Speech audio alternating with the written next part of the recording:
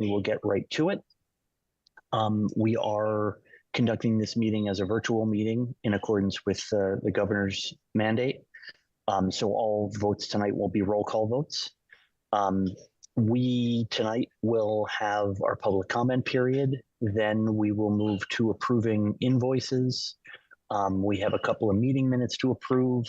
Vertex is going to provide us with some scheduling updates. And then the main reason that we're all gathered here tonight is to review the MEPA expanded ENF submission and take a vote tonight to get that submitted so we can move forward with the permitting process. So I will move into our first agenda item, which is public comment. Are there any members of the public that are here that would like to comment on anything? Okay, seeing and hearing none, I will move right along to our invoice payments. So we have 3 invoices to pay this evening. The first one is to Vertex, invoice number OPM 11625 in the amount of $43,233.33. The second one is payable to Perkins Eastman, invoice number 009-5421-0005 in the amount of $549,387.60. The third invoice to Harrington Heap LLP, invoice number 544 in the amount of $292.50. Total invoice package for tonight is $592,913.43. Are there any questions or comments from the committee in regards to the invoices? Okay, hearing none, I would seek a motion to approve the invoice package totaling $592,913.43 in the agenda materials. So moved, Mr. Chairman. A motion by Mike. Is there a second?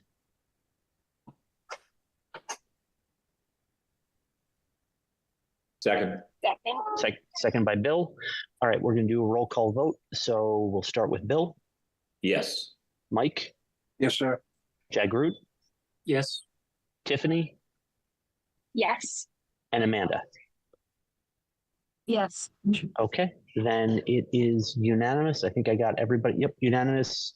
1, 2, 3, 4, 5, 6-0 for those taking the minutes, and the invoices are approved. Next up, we have meeting minutes. The first meeting minutes are for the April 9th, 2024 meeting. Does anyone have any questions or edits to the April 9th minutes?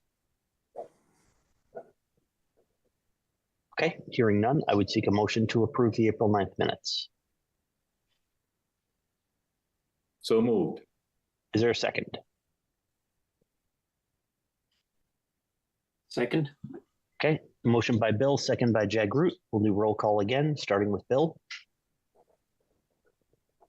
Yes. Mike? I'll abstain, sir. I was absent that meeting. Okay. Jagroot? Yes. Tiffany? I was also absent that meeting, so I would like to abstain as well. Okay. And Amanda? Yes. And I am a yes. So that one, those minutes are approved 4-0 with 2 abstentions. Next up are the April 23rd, 2024 meeting minutes. Any questions or edits to those minutes? Hearing none, I would seek a motion to approve the April 23rd, 2024 meeting minutes. So moved as written, Mr. Chairman. Is there a second? Second. Okay, motion by Mike, second by Jagroot. Roll call vote. Bill? Yes. Mike? Yes, sir. Jagroot? Yes. Tiffany? Yes. Amanda? Yes. And I am a yes. So those are approved 6-0 unanimously. And we are moving along at pace. Next up, we have scheduling updates. Chris, I assume you're taking this one? Yep. So we just wanted to give you a general update on where we are overall with the schedule for the project. So the first milestone is the MIPA, which Claire will go into detail on today. She'll cover a couple of the milestone dates that are coming up in June for that. We're preparing to submit to the planning board and the conservation committee sometime around June 17th. And that should put us on schedule to arrive on their boards for our initial public hearings for both the order of conditions and also for the site plan review and stormwater permit in the middle of July. So we wanted to just put that on your radar. The other piece of this that we wanted to share with you relates to some of the changes that were made on the civil plan. So I'm just going to share those on the screen for a moment.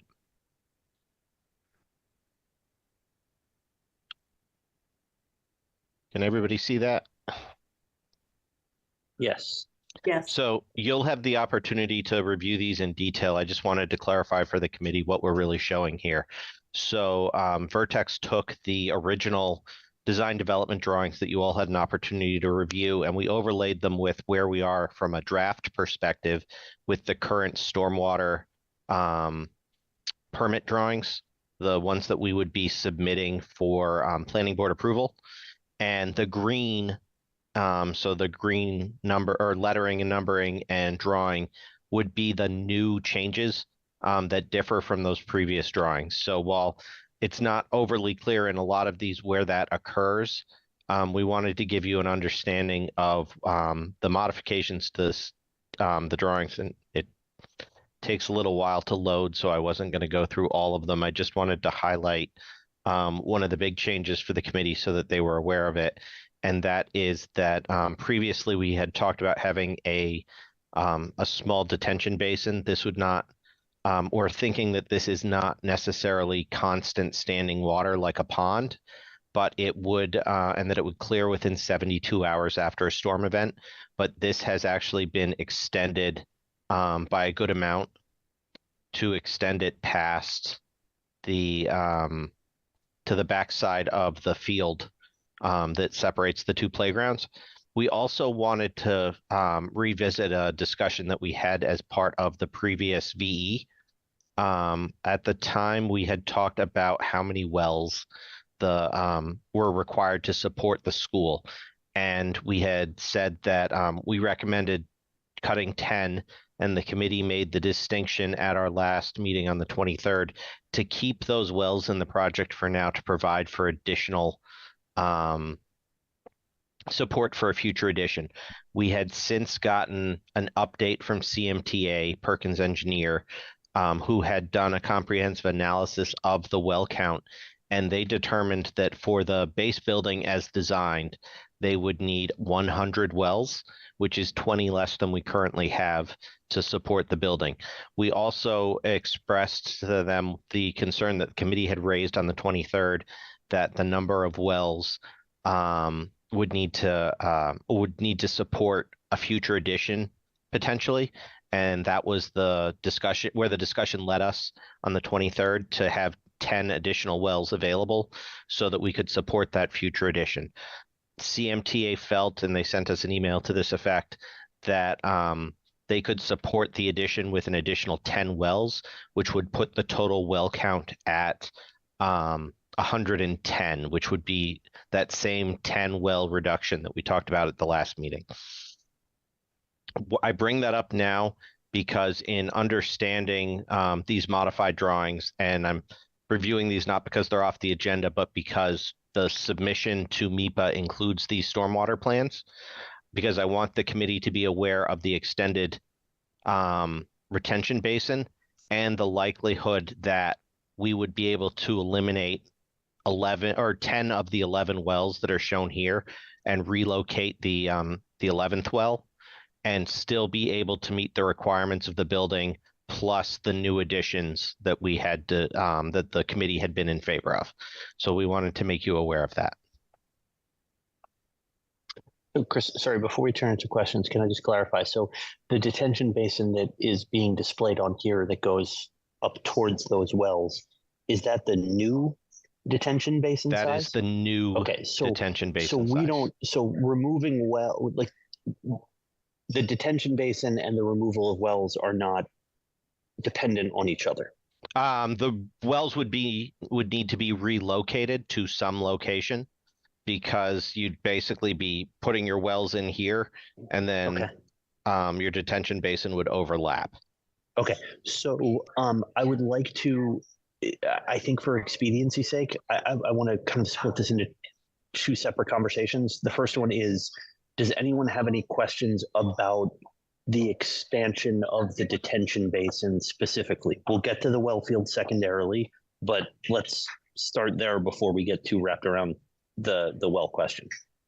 Yeah, I have a question on, and I forgot if we talked about this, but what is the assumption in size of an addition that we're considering for those extra 10 wells?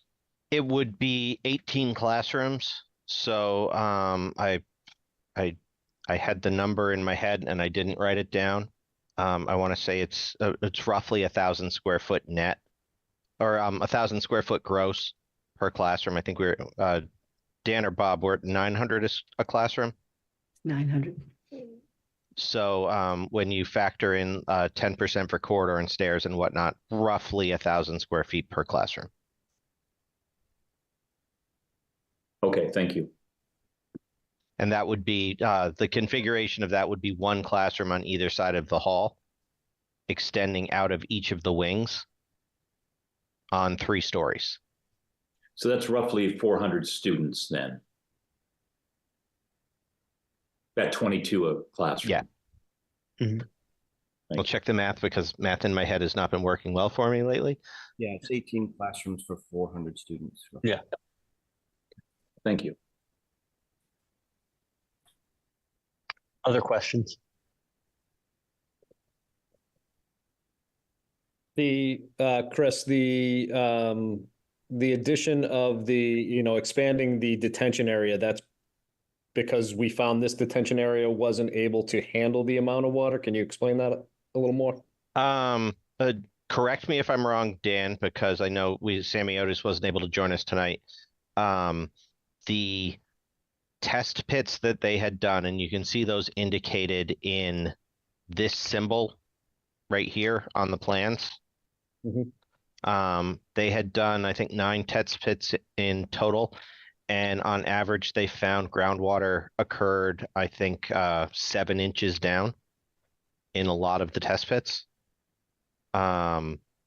So in order to deal with the wealth of groundwater that the town has on this site, the slight modifications to the stormwater system were necessary. So I believe they added, this is an additional structure here to deal with some of the stormwater, as well as a slight reconfiguration of, excuse me, of the chamber infiltration system that was here. I don't know the net to net numbers on the chambers, but I believe the reconfiguration here was necessary, and they also had to provide some additional stormwater retention in these areas as well. So we wanted to flag this for the committee because this is representative of what we'll be moving forward to with MIPA. So around the wetlands area, we also needed some additional infiltration system. And those are, if you've ever been on a site during construction, they basically look like plastic shells and they lay them over gravel, and it becomes a void where stormwater can go and be retained while it slowly percolates into the earth or leaves the system through outlets. I had two more questions. All of this additional stuff, we're budgeted for that? We remained under budget at the last estimate, so we'll probably, I think that this likely fits within the amount that we were under budget, but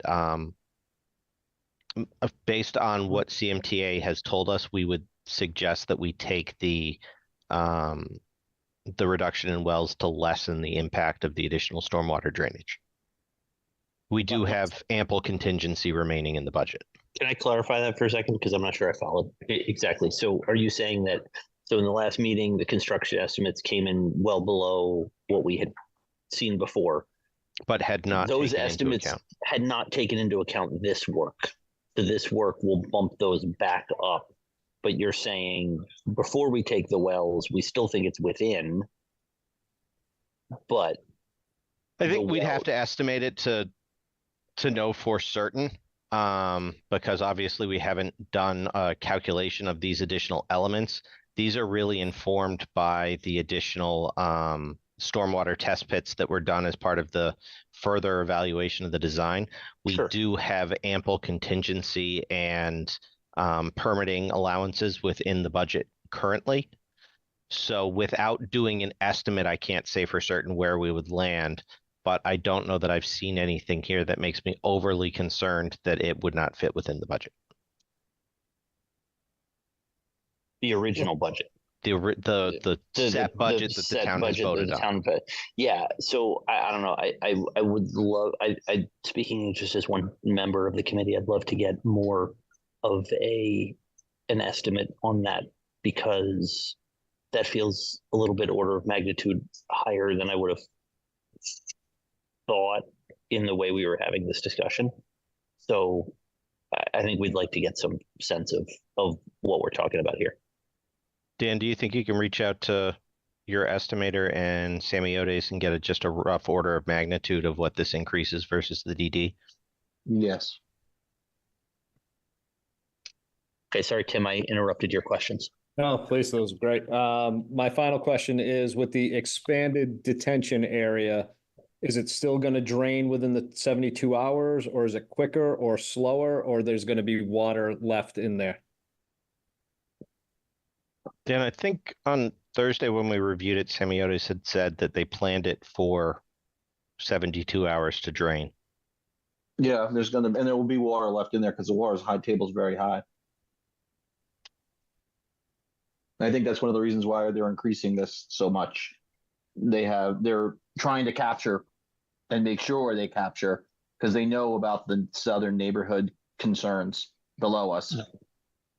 So that's one of the reasons why that retention pond got almost doubled, because they're getting to the point where they're feeling that we really need to make sure that we have ample space.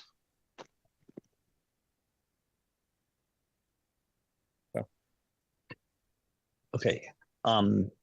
So we've kind of already opened up the well questions, so we'll see what other questions we have for that. But before we dive in, Chris, are you looking for an action tonight around? No, this Okay. was, this is, I'm purely based on, I wanted the committee to be aware that the stormwater system had expanded. Okay. As a result of the increase in, or the further investigation of the site. And so in the context that we'll be submitting this as part of the MIPA submission as our solution to the stormwater issue, we wanted the committee to be aware that additional elements had been added to the system based on the additional information and work that was done, rather than to have the committee learn of this when it becomes a comment from the state or some other means. Perfect. Okay. Any other questions from the committee?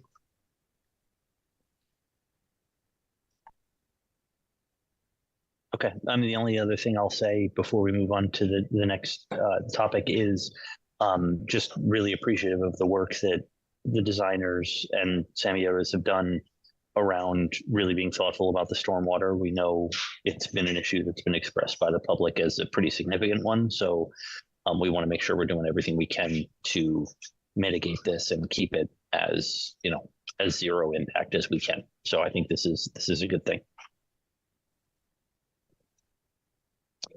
Anything else on schedule updates? Nope. I think the rest of it really falls under the sort of MIPA envelope. Okay, let me just do 1 30-second sort of scheduling-ish update just to let the committee know. With the support of Vertex, we are beginning to do individual outreach to abutters along Hayden Row and also along the southern side to start talking practically about mitigation efforts that will result from the road work and just the school being there in general. So those will mostly be led by, so Mike and I will be having a lot of those conversations with the abutters, with the designers and the project managers, and we'll be bringing back to the committee what some of those recommendations are. But we'll do some initial discussions and negotiations with them to zero in on what they're thinking, what we think is reasonable, and bring that back to the committee for everybody's input. But just wanted to let everyone know that that was underway, so that it's not a surprise when that stuff comes back. And with that, I think we are ready to move on to the headline item of the evening, which is MIPA. So Claire, are you taking this one? So Claire's little put to intro. So just as a little intro, you're all familiar with why we're doing MIPA and why it's necessary. We've talked about that at length. LEC, along with all of Perkins Consultants, have put together the actual document that is necessary to submit to MIPA. And so we asked Claire to join us tonight to go through what some of the upcoming milestones and what's within that document in terms of the things that are being proposed in advance of submitting it to the state. We provided everyone with a draft of that document, so you had a general idea of what was included within it. And so we just asked Claire here to give you the brief overview of what will be happening next, how it will work, any changes that might be in the document from what you had previously seen, and give you an opportunity to ask any questions. We'd be looking at the end of this discussion for an endorsement vote from the committee to submit this to MIPA. We've already reached out to the town manager to sign the document, but we would be holding it until we receive that endorsement from this committee. Thanks for the introduction, Chris. For the record, Claire Hogebone with LEC Environmental Consultants. In collaboration with all of the team members and Perkins Eastman, Vertex as well, we've prepared the expanded ENF submission that is to be electronically submitted to MIPA and other agencies on a distribution list that is provided by MIPA, and that is due by tomorrow at the end of the day. So we'll submit that and it'll be published in the Environmental Monitor, available online on May 22nd. Following that, we will be assigned an analyst from MIPA. They will schedule a scoping session. Typically that is held virtually. And that session is attended by the project team to provide a project overview, and MIPA, any interested agencies from the distribution list or interested members of the public can join that meeting as well to provide any public comment. Public comment is also open for any of those folks, whether they can or cannot join that scoping session up until June 21st. And that's when the comment period ends. Comments will be provided to MIPA and the analyst will provide those comments to us. We have the opportunity to respond to them. And if needed, we can request an extension. But if it's not necessary, we expect the expanded ENF certificate to be issued by MIPA on June 28th. And that is where the secretary will outline the scope of the environmental impact report, which will be submitted following receiving that certificate.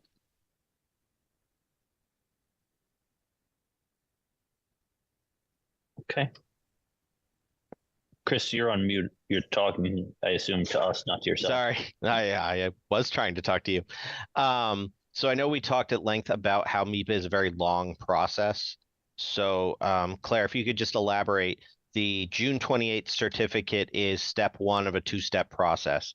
And so can you just elaborate on what step two looks like once we get to the environmental impact report?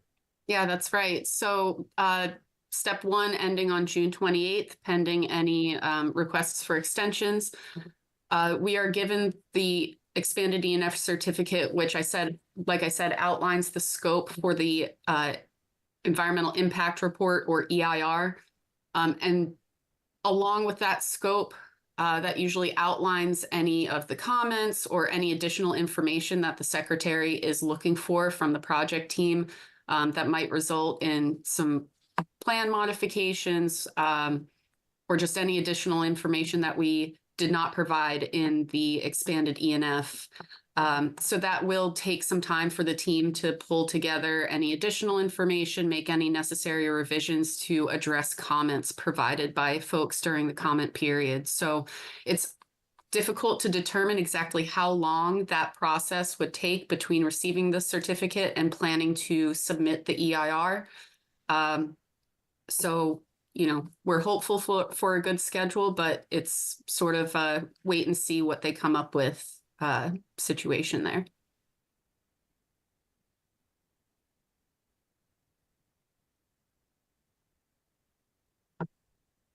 Okay, so with that, are there any questions regarding the MIPA submission or the process that Claire has just outlined?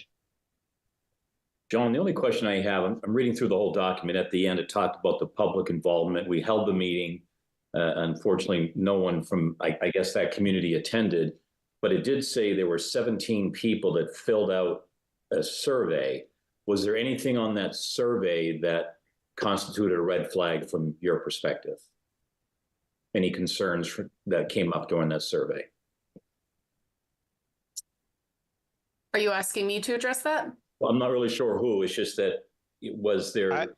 I can at least give you some context on the survey. So as part of the mailer that the ESBC authorized to send out to all of the residents that lived within the environmental justice community, we included a survey that allowed people to comment on the overall project. The comments were overwhelmingly positive in the aspects that are noted in the report.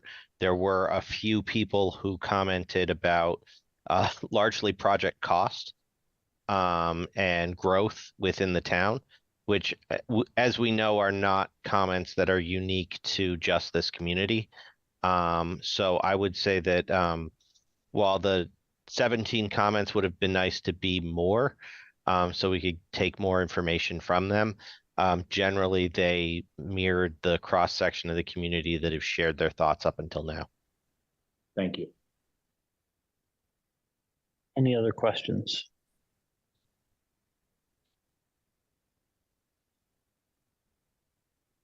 Okay, hearing none. So Chris, I'm gonna look for your pushes on the motion that you need. But I think I'm seeking a motion to authorize. It's John, I would say it's exactly what I wrote into the agenda. To submit the completed expanded ENF to MIPA. Yes, I think. Okay, I don't so know we're not authorizing anybody to submit it. We're the submitting body. You can vote to authorize the design team or the project team to author or to submit it tomorrow. Then I would seek a motion to authorize the project team to submit the completed expanded ENF to MIPA on Wednesday, May 15th, 2024. So moved, Mr. Chairman. Is there a second? You guys are slow on the seconds today. Second.